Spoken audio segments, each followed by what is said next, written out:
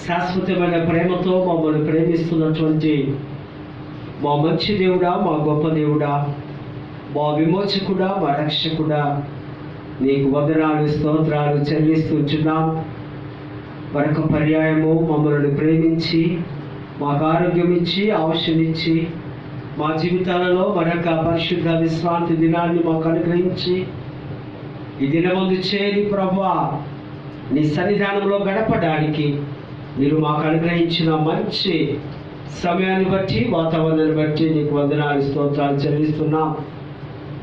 వాక్యపు వెలుగులోనికి మేము ప్రయాణిస్తూ ఉంటుండగా విలువైనటువంటి సందేశము ద్వారా మరొకసారి మా మనస్సులను మా శరీరాలను నూతనపరుస్తూ శుద్ధి చేస్తూ మరి ప్రభువా వాక్యాన్ని మేము భుజించే వారముగా ఫలితంగా ఈ లోక యాత్రలో ప్రభువా సంపూర్ణ పరిపూర్ణమైనటువంటి లోతైనటువంటి విశ్వాసములో మేము ప్రయాణించడానికి కృపను చూపుతూ మరి దేవా ఇదిగో నన్ను సిలువ చాటున మరుగుపరిచి ప్రభువా నీ శక్తిని బలాన్ని అనుగ్రహించి మరి సులువమైనటువంటి రీతిలో పరిశుద్ధ సంఘం దేవుని వాక్యాన్ని అర్థం చేసుకోవడానికి అటువంటి యొక్క మంచి హృదయమును మనస్సును మాకు అనుగ్రహించగలరని చేరవచ్చిన ప్రియులను ప్రత్యేకముగా దీవించగలరని యేసు నామమున వేడుకొంచున్నాము తండ్రి,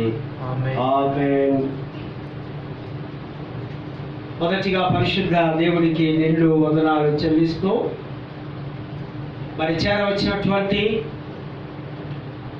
దైవిక సమూహమైనటువంటి పరిశుద్ధ సంఘం, మరి సంఘ నాయకులు, సంఘంలో ఉన్నటువంటి ప్రతి కుటుంబం, మీ అందరికీ కూడా క్రీస్తు పేరట మీకు ఉదయకాల ఈ పరిశుద్ధ దినమందు శ్రేష్టమైనటువంటి దీవెనలు శుభములు తెలియపరుస్తూ ప్రేమతో ఇచ్చే ఆరాధనకు మీకు ఆహ్వానము తెలియపరుస్తూ ఉంటున్నాను. క్రీస్తునందు ప్రేమైనటువంటి వారులారా, మరి మన ధ్యానాంశం చాలా ప్రాముఖ్యమైనది, చాలా గంభీరమైనది, అతి విలువైనటువంటి ఈ అంశాన్ని మనము ఈ వారము ధ్యానించవలసిన అవసరత ఉంది. సాక్రిమెంట్ ఆఫ్ హోలీ సాక్రిఫైస్, పరిశుద్ధ ప్రభు భోజన సంస్కారములు, బలి అర్పణ. సంస్కారములు అనగా గత వారం మనం విన్నాం, బాప్తిజం అనే సంస్కారం. క్రైస్తవ లోకానికి, క్రైస్తవ విశ్వాసులకు ఈ రెండు సాక్రిమెంట్స్ రెండు కళ్ళ లాంటివి. ఒక కన్నును గురించి మనము తెలుసుకున్నాం, మరొక కన్ను ప్రభు భోజన సంస్కారము లేదా బల్ల విలుచుట లేదా ప్రభు దగ్గరికి సమీపించుట, ప్రభు మన్నాను భుజించుట. బాప్తిజము జీవితంలో ఒక్కసారి తీసుకుంటే, ఒకసారి జరిగే సంస్కారం అవుతే, ప్రభు భోజనము జీవితకాలం అంతా కూడా కొనసాగే ప్రక్రియ.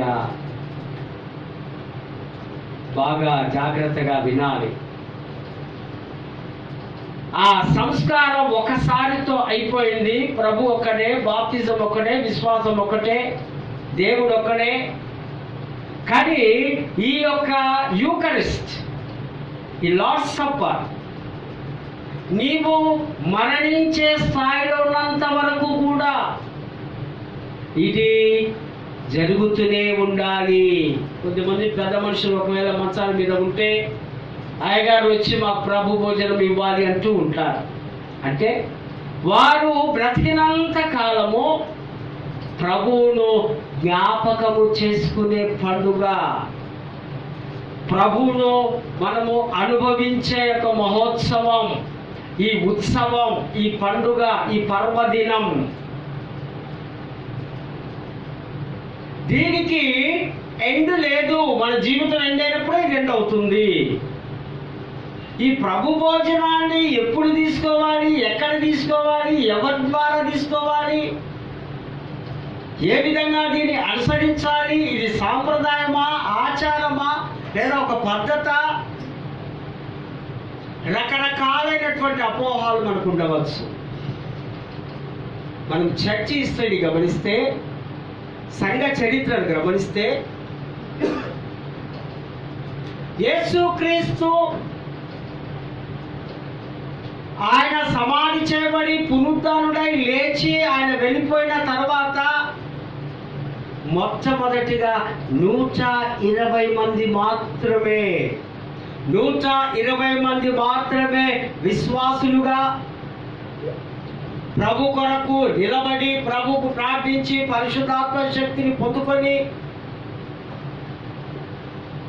ఆ మొట్టమొదటి ఆ ప్రసంగం పేతురు చేసినప్పుడు సంఘం ఆ దినమందే 3000 మందికి చేర్చబడింది. తర్వాత ఆ 3 రోజులకు 5000 మంది. అపొస్తలుల కార్యం 2వ అధ్యాయం 42వ వచనంలో వారు ప్రతిదినము ఇంటింటా వెళ్ళి రొట్టెలు విరిచేవారు. ఈ ప్రభు భోజన, ఈ సంస్కారము ప్రతిరోజు జరుగుతూ ఉంది. అయితే 5000 మందికి సంఘము విస్తరించబడినప్పుడు ఇక కష్టమైంది వీరికి, ఈ అపోస్తులకు కష్టమైతూ ఉంది. కనుకనే మనకు ఆ 18-19 అధ్యాయాల వరకు బాగానే ఉంది. అపోస్తలుల కార్యం 20వ అధ్యాయం 7వ వచనంలో ఆదివారమున మాత్రమే వారు రొట్టె విరిచేవారు. అందుకనే కొన్ని సంఘాల్లో ఆదివారము ఎవ్రీ సండే, కొన్ని సంఘాల్లో నెలకు 2 సార్లు, మరి కొన్ని సంఘాల్లో నెలకు ఒకసారి, మరి కొన్ని సంఘాల్లో సంవత్సరానికి ఒకసారి. ప్రభు భోజనము ఎందుకు తీసుకోవాలి? ప్రభు భోజనము ఎవరి ద్వారా తీసుకోవాలి? లిటర్జికల్ చర్చెస్ అనగా మెయిన్ లైన్ చర్చెస్ వారు అభిషక్తులు మాత్రమే ఇవ్వాలి, ఆర్డెన్స్ అయ్యగారు మాత్రమే ప్రభు భోజనం ఇవ్వాలి. అదే కొన్ని సంఘాల్లో అయితే విశ్వాసములో బలంగా ఉన్నవారు, బాగా సీరియస్ ఉన్నవారికి కూడా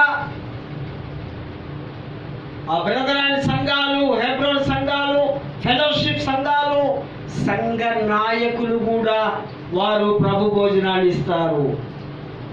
వారి దేశంలో సహోదరులందరూ ఒక్కటే, అందరూ ఐక్యపరచబడ్డాం, అందరూ ఒకే పాత్రలోని తాగుతున్నాం,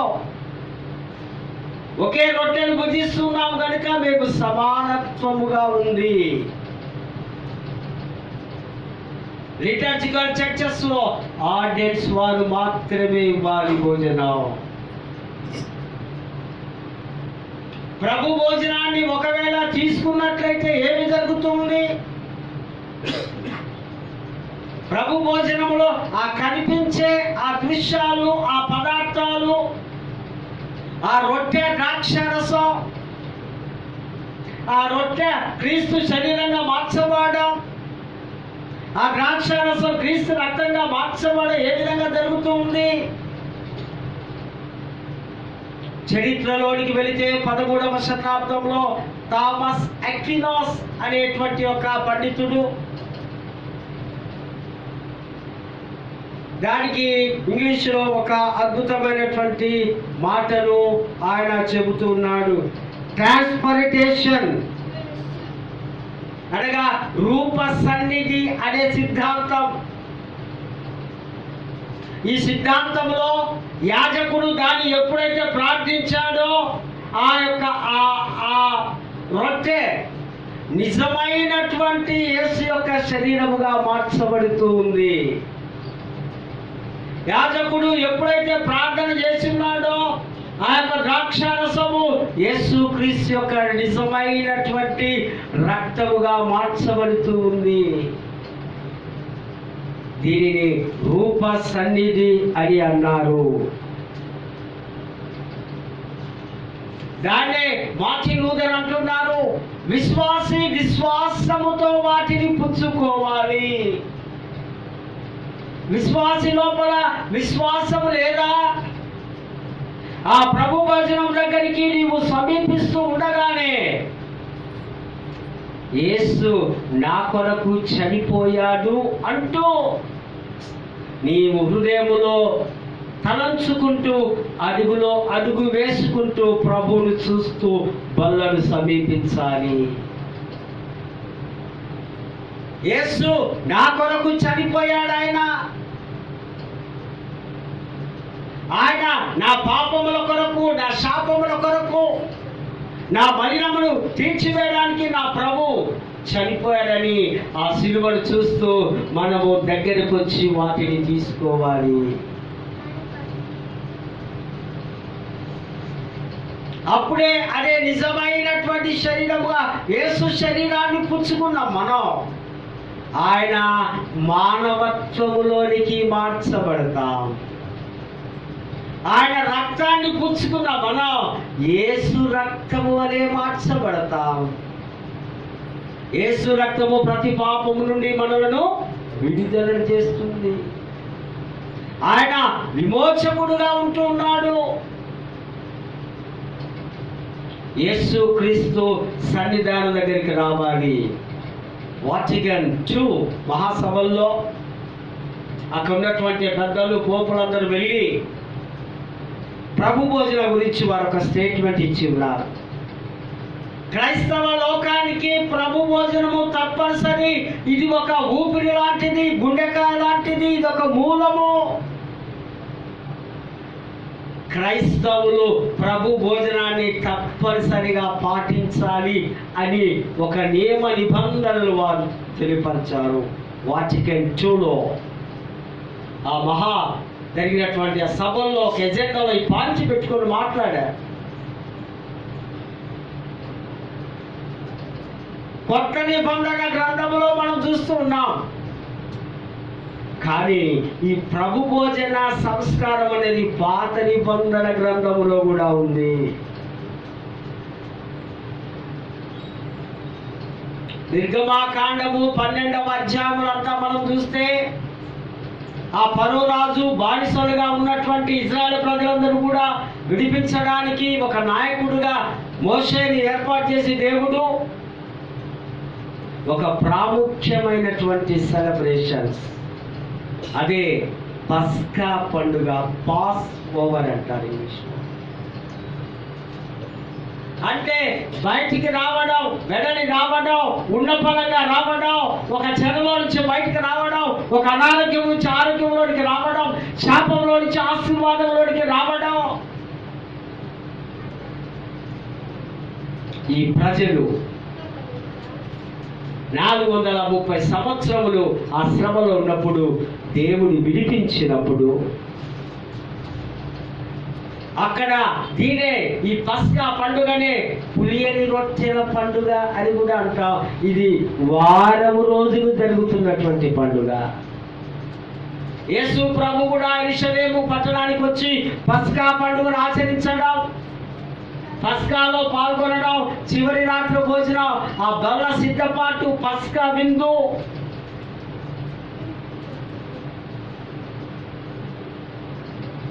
ఐగుప్తు వారిని, ఆ ప్రజలందరినీ నేను సంహరిస్తున్నాను, సంహార దూతను పంపిస్తున్నాను. మీరు ఒక క్రొవ్విన దూడెను, డేగను లేదా పశువును తీసుకొని బలి అర్పించి ఆ రక్తాన్ని మీ యొక్క డోర్స్ కు, బంధకాల మీద ఎరుపు గుర్తు వేసినట్లయితే ఆ దూత ఆ గుర్తును చూసి దాచి వెళ్ళిపోతుంది. అదే యేసుక్రీస్తు రక్తము, అదే యేసుక్రీస్తు గుర్తు. మీరు త్వరపడి ఆ రొట్టెలు నిలబడి తినండి. మీకు సమయం లేదు, మీరు రాత్రికాల ఆ భోజనం, ఆ రొట్టెలు తిని మీరు ఐగుప్తును విడిచి రండి. కానీ యేసు ప్రభు శిష్యులతో చివరి రాత్రి భోజనంలో బల్ల మీద కూర్చొని నిదానముగా, నేనే ఆ బలి, నేనే ఆ పస్కా బలి, ఇదిగో నా శరీరం నువ్వు తింటున్నావా, నన్ను తింటున్నావు. నా రక్తం ఇది, నువ్వు త్రాగుతున్నావా, నా రక్తము నీలో ప్రవహిస్తుంది. అందుకే అంటాడు పౌలు ఫిలిప్పీ 1:21, నా మట్టుకైతే బ్రతుకుట క్రీస్తే, చావైతే నేను. అంటే ఎప్పుడైతే క్రీస్తును సొంత రక్షకుడుగా అంగీకరించుకున్నావో అప్పుడు నీలోనికి క్రీస్తు యొక్క క్రొత్త రక్తము, క్రొత్త శరీరం. యోహాను సువార్త 6వ అధ్యాయం గురించి చూస్తాం కదా, జీవాహారము నేనే, పరలోకము నుండి దిగి వచ్చిన ఆహారము నేనే, ఆ మన్నాను నేనే. ఇజ్రాయెల్ ప్రజలు ఆ 40 సంవత్సరముల అరణ్యములో ఆ మన్నాను తిరిగి ఆకలి కొన్నారు, తిరిగి చనిపోయారు. కానీ ఈ యేసు క్రీస్తు అనేటువంటి మన్నా, ఆయన శరీరాన్ని ఎవరైతే తింటారో, ఆయన రక్తాన్ని ఎవరైతే త్రాగుతారో వారు నిత్యము నిరంతరము జీవించేవారుగా, జీవాహారము నేనే, నాలోనే సమృద్ధివంతమైనటువంటి ఆహారం ఉంది, నేనే అటువంటి ఆ పరలోకం నుంచి దిగి వచ్చిన దేవుడను. యేసు ప్రభుల వారు అద్భుతమైనటువంటి రీతిగా మాట్లాడుతూ కూర్చున్నారు. ఆయన అదే కాకుండా ఆయన ఆ రొట్టెను పట్టుకొని దానికి థ్యాంక్స్ చెప్పి స్తోత్రం చేసి ఆశీర్వదించి, మత్తయి సువార్త 26:29 మనం చూస్తాం. ఆ రొట్టెను విరిచి ఆశీర్వదించి, ఆ రొట్టెలో ఏముంది? ఆశీర్వాదం ఉంది. నీవు ఆశీర్వదింపబడాలంటే ఆ రొట్టెను నీవు తీసుకోవాల్సినది. ఆశీర్వదించి, ఇదిగో మీ కొరకు ఇవ్వబడుచున్నటువంటి నా శరీరము, నన్ను జ్ఞాపకము చేసుకొనుటకు దీనిని చేయుడి. Do this remember me. నన్ను నీవు జ్ఞాపకము చేసుకోవాలి ప్రతినిత్యం. ప్రభువా, నా కొరకు నువ్వు చనిపోయావు కదూ, నన్ను శుద్ధిని చేయడానికి, నన్ను మహిమ రాజ్యంలోనికి తీసుకొని రావడానికి, నేను చేసినటువంటి పాపములన్నిటినీ వీపున వేసుకొని నా కొరకు చనిపోయావు ప్రభు అని మనం గుర్తించుకోవాలి. కనుకనే ప్రభు మాట్లాడుతూ ఉన్నాడు, నన్ను జ్ఞాపకము చేసుకోవడానికి దీన్ని చేయుడి. ఇది కంపల్సరీ. దేవుని జ్ఞాపకము చేసుకోవడానికి ప్రభు భోజనాన్ని తప్పనిసరిగా మనము ఆచరించవలసినటువంటి ఇదిగా ఉంది. ఆ రొట్టెలో ఉంది ఆశీర్వాదం. ఆయన ఎప్పుడైతే ఆ రొట్టెను పట్టుకొని స్తోత్రం చేసి దేవునికి ప్రార్థించినాడో ఆ రొట్టె ఆశీర్వాదకరముగా, ఆశీర్వాదం అనే పదార్థముగా మార్చబడి ఉందని మనము అర్థం చేసుకోవాలి. యాజకులు ప్రార్థిస్తూ ఉన్నప్పుడు యాజకుడు యొక్క ప్రార్థనలో ఒకవేళ ఈ యాజకుడు నిష్ఠగా లేడనుకోండి, ఆ ప్రభు వల్ల ఇచ్చేవారు క్రీస్తు వలె ఉండాలి. Person as a Christ, priest as a Christ. యేసు వలె ఉన్నవారు మాత్రమే ఆ యొక్క సాక్రిఫైస్ ఇవ్వడానికి అర్హులు. ఎప్పుడైతే ఆ యాజకుడు ఆ విధంగా ఇస్తూ ఉన్నాడో ఆ తీసుకునే ఆ రొట్టె, ఆ ద్రాక్షారసము అద్భుతమైనటువంటి మహిమకరమైనటువంటి ఆశీర్వాదంగా మార్చబడుతూ ఉంది. యేసునాథుని యొక్క ఆ శరీరము, ఆ రక్తము తన శిష్యులకు ఆయన పంచుతూ ఉన్నాడు. ఆయన బ్రతికుండగానే డిక్లరేషన్ చేస్తూ ఉన్నాడు, ఇది మీరు చేయండి. ఆనాటి నుంచి నేటి వరకు క్రైస్తవ లోకం ఇది ఈ విధంగా చేస్తూ పోతూ ఉంది. చదవబడిన లేఖన భాగాలు కూడా మనం చూస్తే, ఎలీషా ప్రవక్త దగ్గరికి ఒక వ్యక్తి ఆయన కొన్ని యవన రొట్టెలు తీసుకొని వస్తాడు. 20 రొట్టెలు తీసుకొని వచ్చి ఒక మంచి ఒక నూనె, తేనె, ఇంకా మధురమైనటువంటి ఆహార పదార్థం తీసుకొని వస్తే ఈ ప్రవక్త 100 మందికి ఆయన పంచే విధానం, యెహోవా సెలవిస్తూ ఉన్నాడు, ఈ 20 రొట్టెలు ఇంకా ఎక్స్ట్రా అవుతాయి, అందరికీ సరిపోతాయి, ఎన్నైనా తినవచ్చు, మీరు కూర్చొని తినండి. అద్భుతాలు పాత నిబంధన గ్రంథంలో నుంచే స్టార్ట్ అయ్యాయి. మనకెవరు గుర్తుకొస్తున్నారు ఇది చూస్తే? యేసు ప్రభు 5 రొట్టెలు 2 చేపలు కదా, ఎంతమందికి? 5,000 మందికి. అంటే ఇచ్చేవాడిలో ఏమి లేదు, కానీ ఎలీషా నత్తి మానవుడే, కానీ యావే దేవుడు యెహోవా పేరట చేస్తున్నాడు కనుక, యెహోవా సెలవిస్తున్నాడు కనుక 100 మందికి సఫిషియెంట్గా అయింది. రొట్టె విడిచే విధానం ఇక్కడ మనం చూస్తున్నాం. కీర్తన 100వ కీర్తన కూడా, కృతజ్ఞతార్పణలు కృతజ్ఞతాస్తుతులు చెల్లించుచు దేవుని మందిరములో ప్రవేశించుడి. దేవుని ఆలయంలోనికి వస్తున్న నీవు, దేవుని యొక్క ప్రెజెన్స్ లో గడుపుతున్న నీవు, కృతజ్ఞతార్పణలు యూకరిస్ట్ ఎప్పుడైతే ఆ పరిశుద్ధ దినమందు వచ్చినావో ప్రతి వారము కూడా ప్రభువును జ్ఞాపకము చేసుకొని ఆయన భోజనము మనము తినాలి. అందుకే ఆంగ్లికన్ చర్చెస్ ఎవ్రీ వీక్ ఇస్తారు. ప్రతి వారం నా ప్రభువును నేను జ్ఞాపకం చేసుకోవాలి. ఈ లోకంలో మనం ఎన్నో జ్ఞాపకం చేసుకుంటాం కదా, కుటుంబ సభ్యులు, లేదా మన ఆస్తులో, లేదా మన సంపదో, లేదా మరొకటి మన యొక్క ప్రొఫెషన్ కానీ, మన హోదా కానీ, మన నియర్ అండ్ డియర్స్ కానీ చాలామందిని జ్ఞాపకం చేసుకుంటూ ఉంటాం, జ్ఞాపకార్థ దినాలు అనుకుంటూ.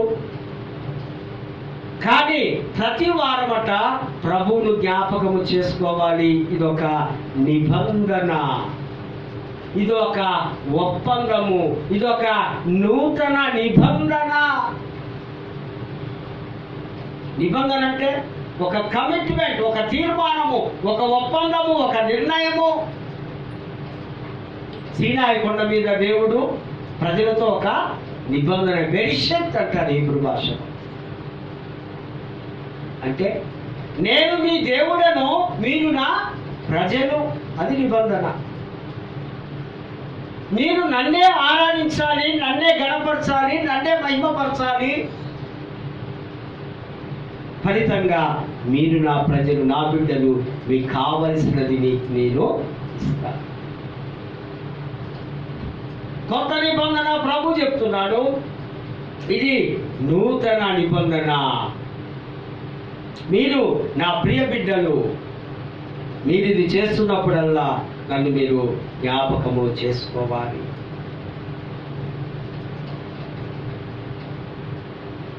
కొరింథీ పత్రికలో మనం చూసాం, చదువుకున్నాం. కొరింథీ సంఘములో పౌలు బలనిస్తూ ఉంటే కొద్దిమందికి అర్థం కాక అయోగ్యులుగా ఉన్నవారు, అనగా పాపం చేసి శాపం చేసుకొని దేవుడి దగ్గరకు వచ్చి అర్హత లేని వారు, అనగా చీకటిలో జీవించేవారు, పాపంలో జీవించేవారు, వారు ఒకవేళ ఆ విధంగా ఆ ప్రభు భోజనాన్ని ముట్టుకుంటే, అందుకే మీలో అనేకులు రోగులు, అనేకులు మరణిస్తూ ఉన్నారు, నిద్రిస్తూ ఉన్నారు. ఇది చాలా పరిశుద్ధమైనది. ప్రభు వల్ల దగ్గరికి నీవు సమీపిస్తున్నప్పుడు నీవు పరీక్షించుకోవాలి. నేను దీనికి అర్హుడనా? ప్రభు శరీరము రక్తము నాలోనికి, నా శరీరంలోనికి వస్తూ ఉన్నప్పుడు నా జీవితం నేను ఎలాగున్నాను? రాత్రంతా సినిమాలు చూసి, రాత్రంతా పాపం చేసి, రాత్రంతా విచ్చలవిడిగా తిరిగి, ఆదివారం ఫ్రెష్గా స్నానం చేసి వచ్చి ప్రభు బల్లను ముట్టినట్లయితే, ప్రభువును తాకినట్లయితే, ప్రేమైన వారులారా, చక్కగా పౌలు రాస్తున్నా, నీవు నీ మీదికి నీ శాపమును కొని తెచ్చుకుంటావు.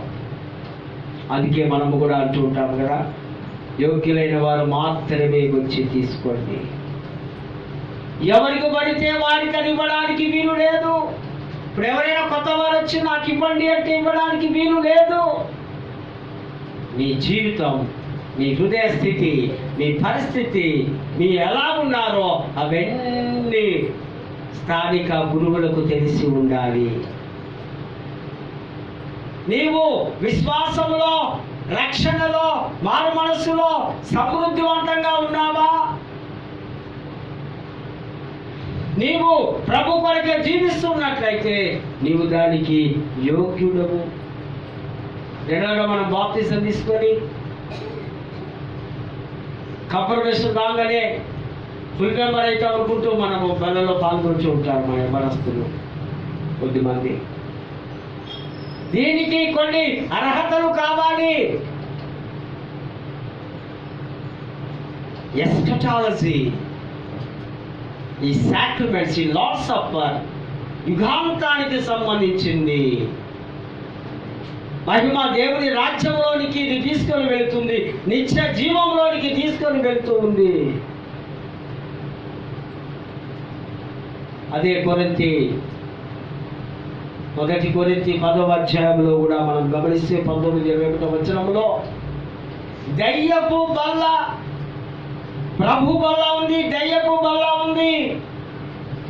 దయ్యపు బల్ల అంటే ఆ బలిపీఠము దగ్గర దేవతలకు అర్పించినటువంటి విగ్రహార్పణలు.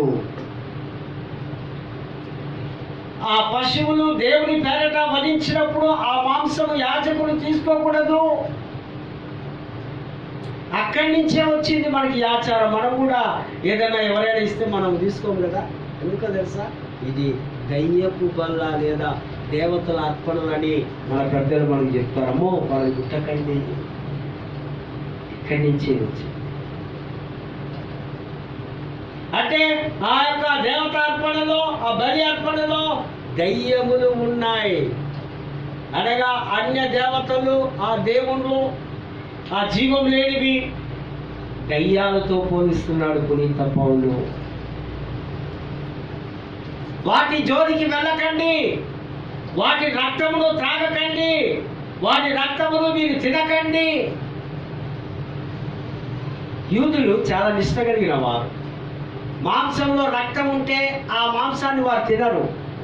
రక్తం దేనికి సాదృశ్యం? రక్తము జీవానికి సాదృశ్యం.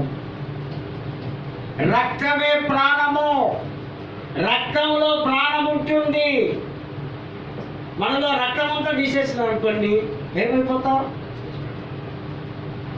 మనలో నీరంతా తీసేసాం అనుకోండి, ఏమైపోతాం?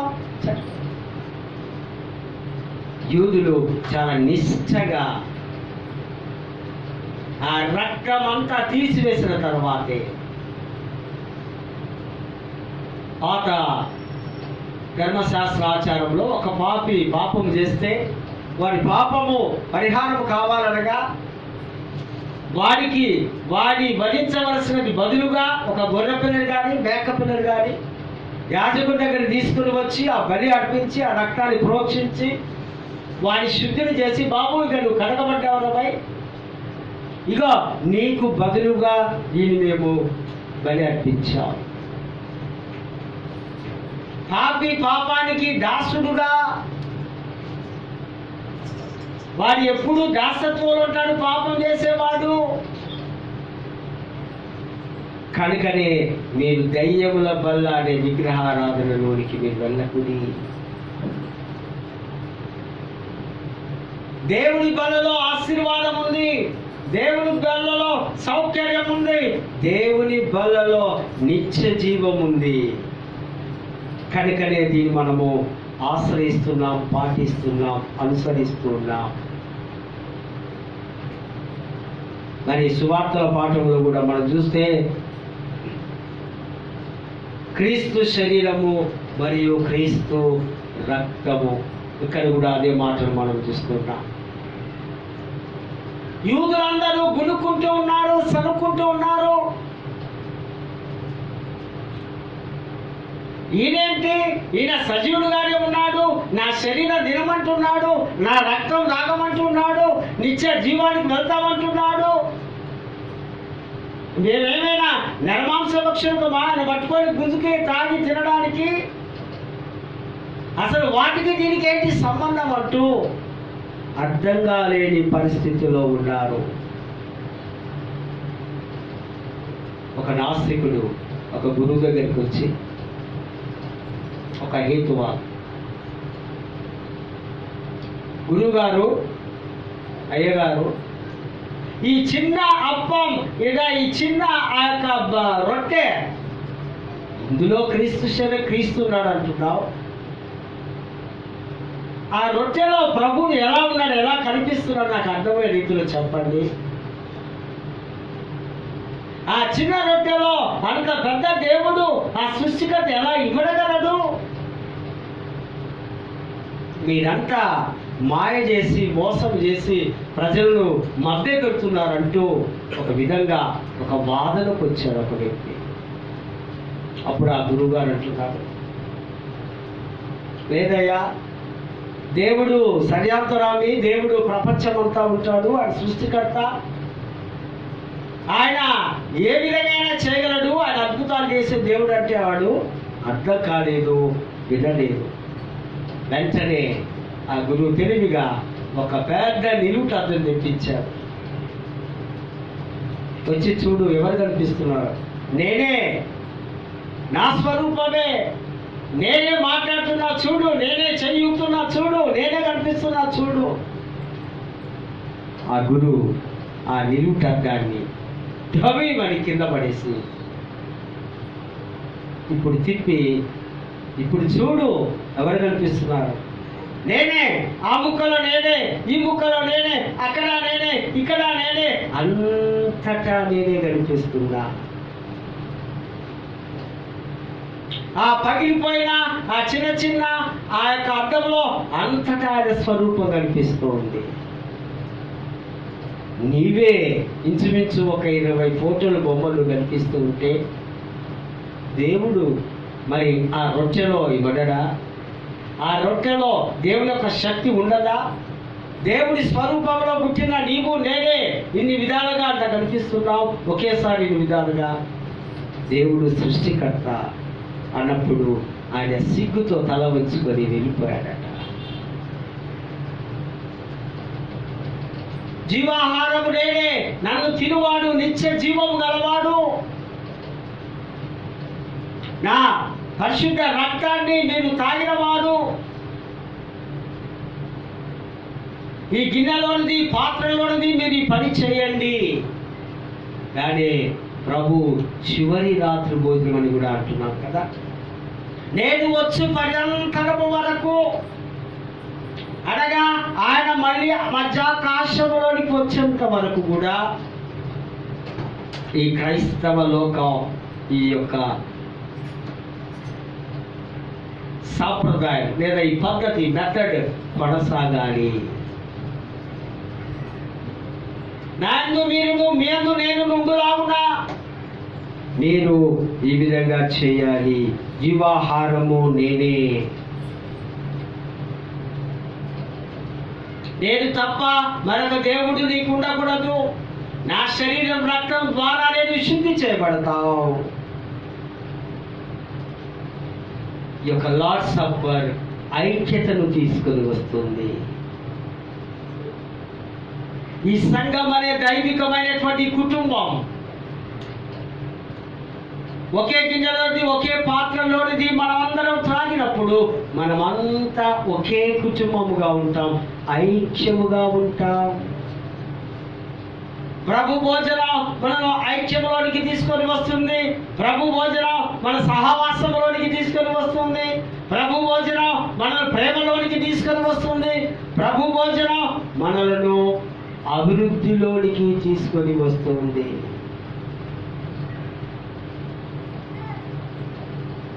ఈ ప్రభు భోజనం ఒక నూతన స్వభావాన్ని మనకిస్తూ ఉంది. క్రీస్తుకు కలిగిన మనస్సు మనకిస్తూ ఉంది. అయితే కండిషన్ ఉంది. పాపము చేయని వాడే అందులో చేయి పెట్టాలి. యోగ్యత కలిగిన వారే దాన్ని తీసుకోవాలి. పరిశుద్ధంగా ఉన్నవారే దాన్ని పుచ్చుకోవాలి. అపరిశుద్ధులు కానీ, పాపంతో నిండుకున్నవాడు కానీ వారికి శాపములు కొని తెచ్చుకున్నట్లు అవుతుంది. జాగ్రత్త సుమి. అయ్యగారు చూడాలనో, సంఘము చూడాలనో, మా తల్లిదండ్రులు చూడాలనో, లేకపోతే మరొకరు భయపడి వారికి ఒకవేళ ఆ యోగ్యమైన, ప్రశస్తమైన, ఆ శ్రేష్టమైనటువంటి ఆహారాన్ని గుడితే ప్రభు జీవం అందులో ఉంది. క్రీస్తునందు ప్రేమైనటువంటి పాట. ఆయన స్వభావములోనికి మనం మార్చబడాలంటే ప్రభు యొక్క ఆ శరీర రక్త మాంసములు మనం పుచ్చుకోవాలి. దాని దగ్గరికి మనం సమీపిస్తూ ఉండగానే మన హృదయాలు మార్చబడి క్షమాపణ అడిగి, ఒకవేళ నీవు పాప జీవితంలో ఉంటే ఆ కూర్చున్న స్థలంలో నుంచి నువ్వు కొన్ని దగ్గరికి వస్తున్నప్పుడు ప్రభుతో మాట్లాడాలి. ప్రభువా, నా హృదయం నీకు తెలుసు, నా మనస్సు నీకు తెలుసు, నా స్వభావం నీకు తెలుసు, నా ఆలోచన నీకు తెలుసు. ప్రభువా, నన్ను నీవు శుద్ధుడిగా చేయగలవు. నువ్వు ఆశీర్వదించిన రొట్టెలు తీసుకొని నేను ఆశీర్వదించబడాలి ప్రభువా అని నీవు ఆ స్థలంలో నుంచి వస్తుండగానే ప్రార్థిస్తూ దగ్గరికి సమీపించాలి. విశ్వాసకి విశ్వాసం ఉండాలి. రొట్టె ద్రాక్షారసంలో యేసు ప్రభువును నేను అనుభవిస్తున్నానని. యాజకుడు ప్రార్థించిన వెంటనే అవి ఒక రూపాంతరము, రూప సన్నిధిగా మార్చబడుతున్నాయని. ప్రార్థన చేయకముందు సాధారణ మామూలు రొట్టె ద్రాక్షారసమే, కానీ ఎప్పుడైతే ప్రార్థన చేసి చేతులు దాని మీద ఉంచి పంచుతూ ఉండగా దేవుని యొక్క ప్రసన్నత, క్రైస్ట్ ప్రెసెన్స్ అందులో కనిపిస్తుంది. యోగ్యులుగా ఉన్నామా? పరిశుద్ధంగా ఉన్నామా? దానికి అర్హులముగా ఉన్నామా? ప్రశ్నించుకోవాలి. ప్రేమైనటువంటి దేవుని సంగమా, ఈ సాక్రమెంట్స్ రెండు కూడా చాలా చాలా ప్రాముఖ్యమైనవి. బాప్తిజము ఒకేసారి తీసుకుంటాం, కానీ ప్రభు భోజనం జీవితాంతము తీసుకుంటాం. ఇది బాగా గుర్తుపెట్టుకోవాలి. ప్రతి వారము ప్రభువును తినే భాగ్యం. శరీరానికి ఆహారం అవసరమే కదా. శరీరానికి 2 సార్లు 3 సార్లు ఆహారం పుచ్చుకున్నట్లుగా వారములకు ఒక్కసారి ఆత్మకు ప్రభువును, మన యేసయ్యను మనము పుచ్చుకోవాలి. జీవాహారము నేనే, మన్నాను కురిపించిన దేవుడను నేనే, నేనే ఆ యొక్క పస్కా బలిగా, నేనే ఆ రొట్టె ద్రాక్షారసముగా, ఇదిగో మీకు నేను ఇస్తున్నాను అటు పిమ్మట. ఆయన గిన్నెలు పట్టుకున్నాడు, స్తోత్రం చేశాడు. వారికి ఇచ్చి దీనిలోనిది మీరందరూ త్రాగుడి, మీరందరూ ఒకటే, మీరందరూ నా సంఘమే, క్రీస్తు శరీరమే సంఘం. క్రీస్తు శరీరాన్ని పుచ్చుకున్న మనం అందరం కూడా యేసు క్రీస్తు సంఘంలోగా మారిపోవాలి. సాక్రమెంట్స్ చాలా యూకరిస్ట్ అనగా కృతజ్ఞత. ఈ కృతజ్ఞత ఉత్సవం, ఈ కృతజ్ఞత పండుగ ప్రతి వారము పరిశుద్ధ దేవాలయంలో జరుపుకోవాలి. కనుక సిద్ధంగా ఉందాం.